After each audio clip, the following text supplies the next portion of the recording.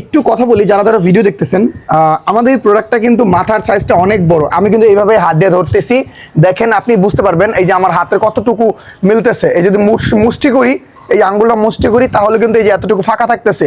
আর এক হাত মুষ্টি করলে এক হাত এতটুকু। তো এত বড় একটা মাথা, এর এই দিকটা তো পুরাটা। তো এই অনেক বড় মাথা। ইভেন আমাদের এই যে পোষণটা আছে, এই ভিতরে যে পোষণটা আর উপরে যে কাপড়ের যে পোষণটা, এই দুটার মাঝখানে মোটা একটা তুলা দেওয়া হয় যাতে এটা সফটনেস থাকে। ইভেন এটা যে আমরা বাঁকাই, এটা কিন্তু আগের জায়গায় চলে আসবে, এই যে আগের জায়গায় চলে আসবে। সো এটার প্রাইস আপনারা কিছু কিছু বিক্রি করে বাংলাদেশে, আর ঢাকা আরেকজন বিক্রি করে, তার মাথার সাইজগুলো ছোট থাকে। ইভেন তারা হচ্ছে ভিতরে তুলা ব্যবহার করে না, তো তাদের বডি সাইজটা ছোট থাকে। আমি তাদেরকে বদনাম করবো না, বাট প্রত্যেকটা মালের কোয়ালিটি হয়।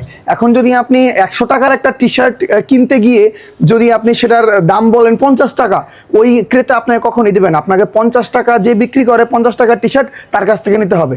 আর আমি বলতেছি না যে আমারটা অনেক দামি, এমন না। আমার পোশাকটা বানাইতে যদি আমার 200 টাকা খরচ হয়, তো আপনি আমাকে তো 220 টাকা দিবেন, তাই না? এখন আরেকজনে 100 টাকা দিয়ে একটা প্রোডাক্ট বানাইছে, সে আমার সাথে 200 টাকার প্রোডাক্টটা যদি আপনি বলেন 100 টাকা দিতে, আমি দিতে পারবো না।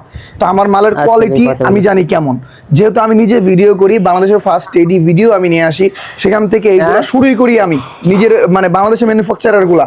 তো সেখান থেকে এই কস্টিউম গুলো আপনি নিজের হাতে না ধরলে বুঝতে পারবেন না যে এগুলো আসলে কেমন।